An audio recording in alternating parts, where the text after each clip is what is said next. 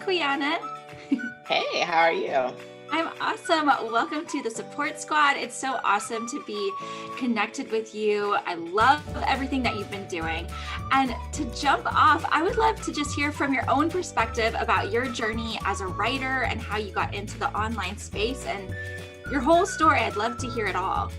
Okay, awesome. So I've been dabbling in the online space for a while. I've tried so many different businesses, and the first one that I tried that actually started to pick up some momentum was being a virtual assistant. So I was a general virtual assistant offering services to business owners in various industries, and I realized pretty quickly that I enjoyed some of the content-based projects that I was doing for my clients.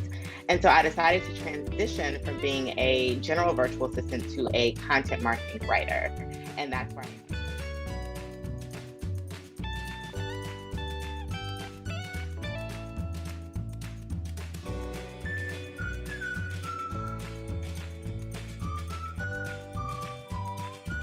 And that's where I am now. I've been a full-time writer for 2 years now.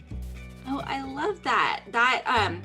Specializing your business and like finding that zone of genius has been a huge topic of conversation in my community lately.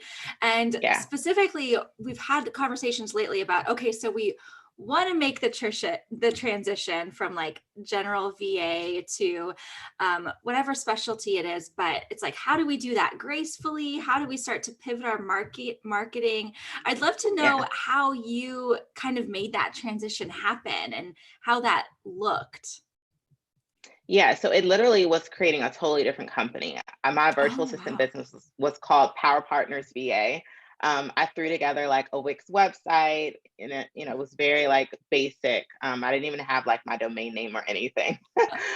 But when I transitioned to being a content marketing writer, I got my domain name. I created a completely different website, created completely different social media and everything. And then I essentially just kind of started over. Wow, I love that. And how do you feel like that changed your like confidence as a business owner? How did that transform like your mindset around your business?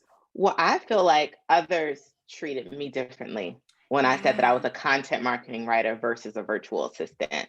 And I found that how much I was able to charge for my services was much more when I said that I was a content marketing writer versus a virtual assistant. So I feel like it made me feel more confident, and it made me feel like I was really not saying that when I was a virtual assistant, I wasn't a real business owner, quote unquote, but it felt like I was really stepping into the next level of my business journey. And so I really like the transition. Yeah, I love that.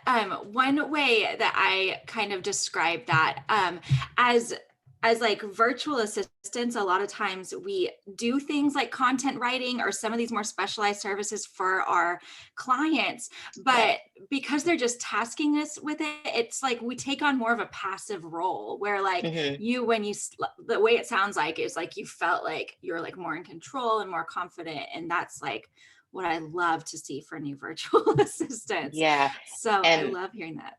yeah, one more thing is that when I really specialized, I initially was mainly writing SEO blog posts, which is still one of my specialties, but I started to really dive deep into the world of SEO. And so not only was I able to say that I'm a content marketing writer, but I'm also an SEO specialist, which is a whole nother, niche to get into within writing that makes you even more of a specialist. So not just niching down into writing, but also niching into the blogging and the world of SEO took it to another level as well. Yeah, totally. When you do specialize like that, it like opens up so many more opportunities. Yeah. So I'd love to know too, like what kind of projects have you enjoyed working on most for clients, and what kind of clients do you serve as a freelance writer? So right now, my main specialties are SEO blog writing and email content marketing. So sequences and monthly emails and things of that nature. I've had some great opportunities. I really loved working with my credit union clients. I had a few banks that I've worked with. I worked with, actually, I was able to be a manager for a blog, a very popular financial blog. And so I was reading all of the blogs that the other freelancers wrote because I had the SEO specialty and I was able to optimize all the blog posts. So that took me in a totally different direction. But again, because I was a specialist in SEO and in blogging, I was able to manage her blog for her. So that was a really cool project. And yeah, I did a really cool project for a finance coach who's also an author. So I feel like I've just gone in all of these different directions. I do. If you can't tell by now, I love writing for finance-based companies. Yeah. So I love personal finance. So anytime I can get into like, with working with financial companies, I really enjoy that. It's so fun when we can find a client that we can serve, that we can also like learn from like that. Like I'm sure you've learned so much from working with like finance companies and stuff. Yeah, that is so cool. Like I work mostly, or when I was doing more VA work, I worked mostly with spiritual life coaches. So I felt like I was constantly just being like reminded to like stay aligned and stuff like that. It's fun how that our clients can really kind of shape our minds throughout the day. It's so fun. Right. Yeah, very true. So cool. And I know, one of the biggest things we talk about when we talk about specializing our business is that it means that we can earn more, hopefully while doing less, which I know is going to be kind of the topic that you'll be sharing with my members in the support squad this month.